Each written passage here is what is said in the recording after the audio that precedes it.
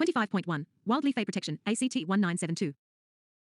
India is the first country in the world to have made provisions for the protection and conservation of environment in its constitution. On the 5th of June, 1972, environment was first discussed as an item of international agenda in the UN Conference of Human Environment in Stockholm, and thereafter the 5th of June is celebrated all over the world as World Environment Day. Soon after the Stockholm Conference, our country took substantive legislative steps for environmental protection.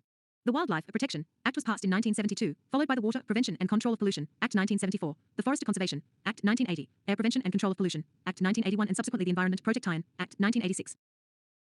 25.1.1 Constitutional Provisions. The provisions for environmental protection in the Constitution were made within 4 years of Stockholm Conference, in 1976, though the 42nd Amendment as follows. Article 48A of the Constitution provides: the state shall endeavour to protect and improve the environment and to safeguard forest and wildlife of the country.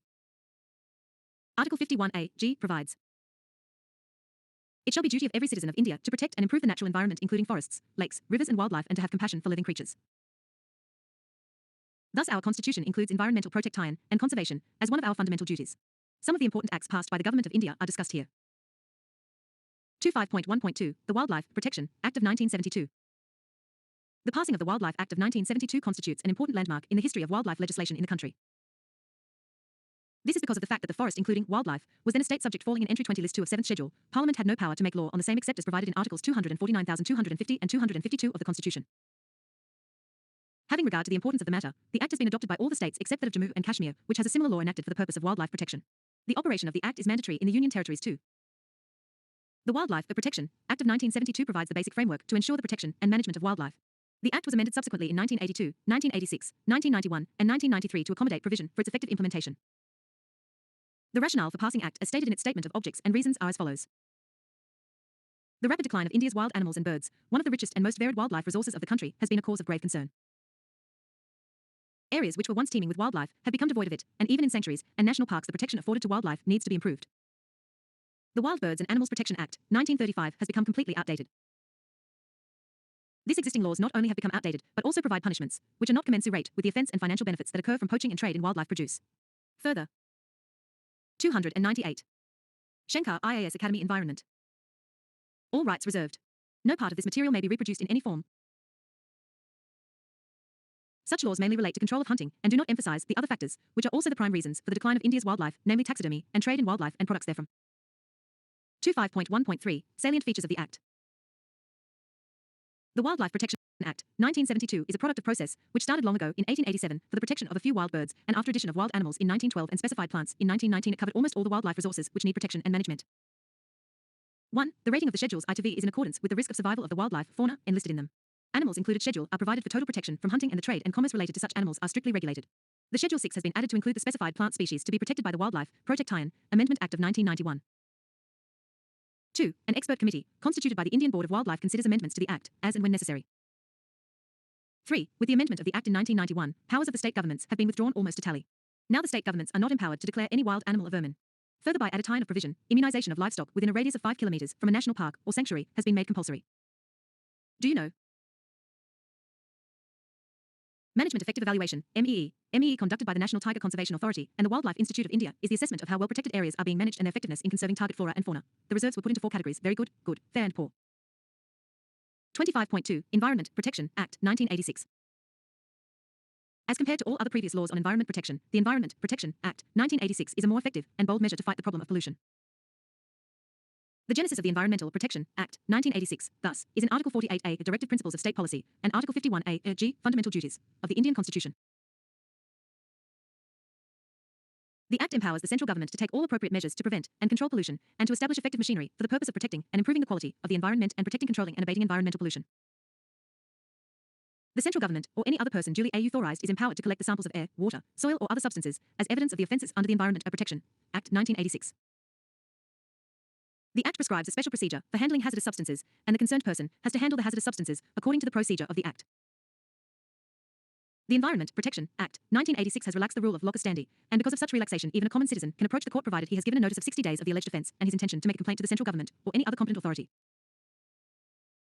This Act also empowers and authorizes the central government to issue directions for the operation or process, prohibition, closure, or regulation of any industry. The central government is also authorized to stop, regulate the supply of electricity or water or any other service directly without obtaining the order of the court in this regard. The Act consists of and deals with more stringent penal provisions. The minimum penalty for contravention or violation of any provision of the law is an imprisonment for a term which may extend to 5 years or fine up to 1 lakh rupees, or both. The Act also provides for the further penalty if the failure or contravention continues after the date of conviction. It is 5,000 rupees only per day. If the failure of contravention continues beyond the period of 1 year, then the offender is punished with imprisonment for a term which may extend to 7 years.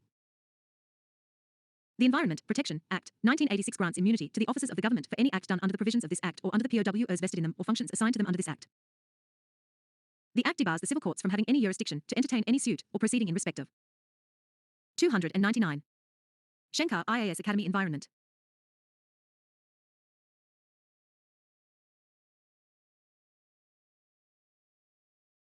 The principal aim of National Forest Policy, 1988, is to ensure environmental stability and maintenance of ecological balance, including atmospheric equilibrium, which are vital for sustenance. The principal aim of National Forest 25.3. Under the Act, there will be supremacy of an action, direction, order issued by central government or other statutory authority under this Act. Under the Act, there will be supremacy of provision. In other words, the provisions of this Act and the rules or orders made under this Act shall have effect and supremacy over anything inconsistent contained in any enactment other than this Act.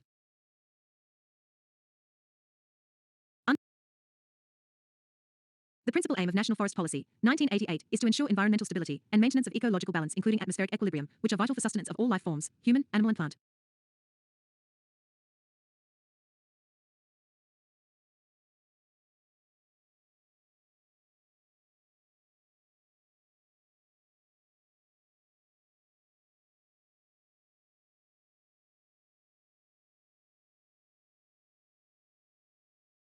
Plant. 25.3.1 Objectives.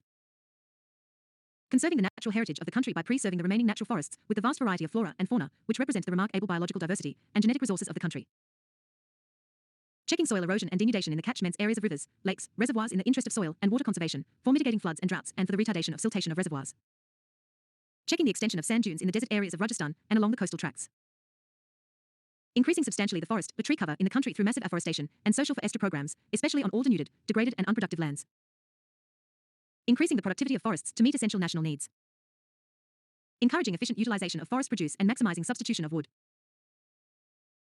25.3.2 The major achievements of National Forest Policy, 1988. Increase in the forest and tree cover.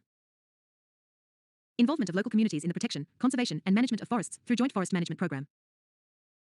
Meeting the requirement of fuel wood, fodder minor forest produce and small timber of the rural and tribal populations. Conservation of biological diversity and genetic resources of the country through ex situ and in situ conservation measures. Significant contribution in maintenance of environment and ecological stability in the country. 25.4 Biological Diversity ACT 2002. The Biological Diversity Act 2002 was born out of India's attempt to realize the objectives enshrined in the United Nations Convention on Biological Diversity, CBD, 1992, which recognizes the sovereign rights of states to use their own biological resources. An act to provide for conservation of biological diversity, sustainable use of its components, and fair and equitable sharing of the benefits arising out of the use of biological resources, knowledge and for matters connected therewith or incidental thereto. 25.4.1 Objectives. I. Conservation of biological diversity.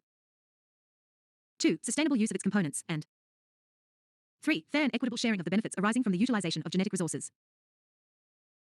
The Act envisages a three-tier structure to regulate access to the biological resources, comprising of National Biodiversity Authority, NBA, State Biodiversity Boards, SBB, and Biodiversity Management Committees, BMC, at the local level. Do you know? The Wildlife Institute of India, WII, has recommended notification of the areas above wildlife sanctuaries as a silent zone by keeping the noise level of helicopters within the limit of 50 dB. This is the recommendation in WI's interim report with regard to height and noise level for flights over the Kedarnath Wildlife Sanctuary, KWLS. 25.5 The Scheduled Tribes and Other Traditional Forest Dwellers, Recognition of Forest Rights, Act, 2006. Forest Rights Act, 2006 provides for the restitution of deprived forest rights across India, including both individual rights to cultivated land in forest land and community rights over common property resources. 300. Shankar IAS Academy Environment. Shankar IAS Academy Environment. The Act is significant, as it provides scope and historic opportunity of integrating conservation and livelihood rights of the people. The Union Finance Ministry has also slashed the Centre Trade's share of non-recurring expenditure from 100% to 60% for Project Tiger, leaving the remaining amount for the respective states to manage. However, in the case of special status states, which includes the three Himalayan states of Himachal Pradesh, Jammu Kashmir and Uttarakhand and the northeastern states, the ratio is 90 to 10. 25.5.1 FIA is a potential tool. I. To empower and strengthen the local self-governance. 2. To address the livelihood security of the people. 3. To address the issues of conservation and management of the natural resources and conservation governance of India. For the first time, Forest Rights Act recognizes and secures community rights in addition to their individual rights. 2. Right to protect, regenerate or conserve or manage any community forest resource which the communities have been traditionally protecting and conserving for sustainable use. 3. Right to intellectual property and traditional knowledge related to biodiversity and cultural diversity. 4. Rights of displaced communities and rights over developmental activities. 25.5.2 Salient features. Nodal agency for the implementation is MOTA. This Act is applicable for tribal and other traditional forest-dwelling communities. The Act provides for recognition of forest rights of other traditional forest dwellers provided they have for at least 3 generations prior to the 13th of December, 2005 primarily resided in and have depended on the forest or forest land for bona fide livelihood needs. A generation, for this purpose, would mean a period comprising of 25 years. The maximum limit of the recognizing rights on forest land is 4 hectares. National parks and sanctuaries have been included along with reserve forest, protected forests for the recognition of rights. The Act recognizes the right of ownership access to collect, use, and dispose of minor forest produce, which has been traditionally collected within or outside village boundaries. The Act has defined the term minor forest produce to include all non-timber forest produce of plant origin, including bamboo, brushwood, stumps, cane, tussa, cocoons, honey, wax, lac, tendu or kendu leaves, medicinal plants and herbs, roots, tubers and the like. The Act provides for the forest right relating to government providing for diversion of forest land for the purpose of schools, hospitals, anganwadas, drinking water supply and water pipelines, roads, electric and telecommunication lines, etc. The rights conferred under the Act shall be heritable, but not alienable, or transferable, and shall be registered jointly in the name of both the spouses in the case of married persons, and in the name of the single head, in the case of a household headed by a single person, and in the absence of a direct heir, the heritable right shall pass on to the next of kin. The Act provides that no member of a forest-dwelling scheduled tribe or other traditional forest dwellers shall be evicted or removed from forest land under his occupation till the recognition and verification procedure is completed. As per the Act, the Gram Sabha has been designated as the competent authority for initiating the process of determining the nature and extent of individual or community forest rights, or both that may be given to the forest-dwelling scheduled tribes and other traditional forest dwellers. Do you know? The National Tiger Conservation Authority, NTCA, has recommended Nandhor Wildlife Sanctuary, WLS, to be the third tiger reserve in the Uttarakhand after Rajaji and Corbett. The sanctuary is situated between the Gola and Sada rivers. It is part of the Terai Arc landscape and the Shivlik Elephant Reserve. 25.6 Green Highways, Plantation, Transplantation, Beautification and Maintenance, Policy 2015. India has a total 46.99 lakh kms of road length, and out of which over 96,214 kilometers are national highways, AC counting 2% of total road length. The highways carry 301. All rights reserved. No. About 40% of the traffic load.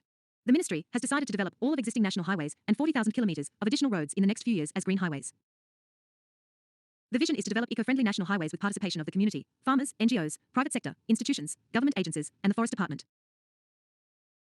The objective is to reduce the impacts of air pollution and dust as trees and shrubs along the highways act as natural sink for air pollutants and arrest soil erosion at the embankment slopes. Plants along highway median strips and along the edges reduce the glare of oncoming vehicles, which sometimes become cause of accidents. The community involvement in tree plantation directly benefits local people by generating employment. The panchayats, NGOs and other self-help groups, SHGs, will be involved in the process of planting and maintenance. The plant species selected will be region-specific depending on local conditions such as rainfall, climate, type of soil. 1% of the total project cost of all highways projects will be kept aside for the highway plantation and its maintenance. About 1,000 rupees crore per year will be available for plantation purpose.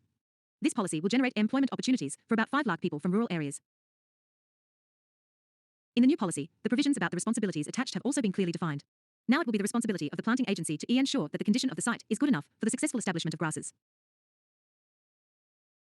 The monitoring of the plantation status has been included as an integral part of the policy, strong monitoring mechanism in place by using ISRO's BUVAN and Gagan satellite systems. For highway projects to be environmentally sustainable, it is necessary that the natural resources lost in the process of highway construction are restored in one way or the other. This requires that ecological needs are taken into consideration from the stage of project planning and designing to its execution. The highways developed as green corridors not only sustain biodiversity and regenerate natural habitat, but also benefit all stakeholders, from road users to local communities, and spur eco-friendly economic growth and development. Do you know? The National Tiger Conservation Authority, NTCA, is awaiting a final nod from the Ministry of Defence, MOD, to start its drone monitoring project for combating wildlife poaching and human-animal conflict. The NTCA has signed a Memorandum of Understanding (MOU) with the Wildlife Institute of India (WII) to start monitoring by drones in 5 tiger reserves: Tiars, Panna, Corbett, Kaziranga, Sundarbans and Sothaya Mangalam, and the permission being sought is to fly the drones only within the boundary of the core area of these reserves. 25.7 Chemical Safety. Government has notified 2 rules viz. Manufacture, Storage and Import of Hazardous Chemicals Rules, 1989, and Chemical Accidents, Emergency Planning, Preparedness and Response Rules, 1996 for ensuring chemical safety in the country. These rules delineate the criteria for identification of major accident hazard MAH unit. As per these rules, an off-site emergency plan for a district having MAH unit is required to be in place so as to mitigate the impact of chemical accidents. As per the information received from various state and union territories, there are 1,861 MAH units in the country, located in 303 districts. 25.8 Coastal Regulation Zone, 2011. In the 1991 notification, the CRZ area was classified as CRZI, Ecological Sensitive, CRZII, Built-up Area, CRZ3, Rural Area, and CRZIV, Water Area. In the 2011 Notificat Tian, the above classification is retained. The only change is the inclusion of CRZIV, which includes the water areas up to the territorial waters and the tidal-influenced water bodies. For the very first time, a separate draft island protection zone notification has been issued for protection of these lands of Andaman and Nicobar and Lakshadweep under Environment Protection Act 1986. CRZI ecologically sensitive areas and the geomorphological features that play a primary role in maintaining the integrity of the coast. Mangroves, in case mangrove area is more than 1,000 square meters, a buffer area of 50 meters shall be provided. All rights reserved. Chapter 26. Institutions and measures.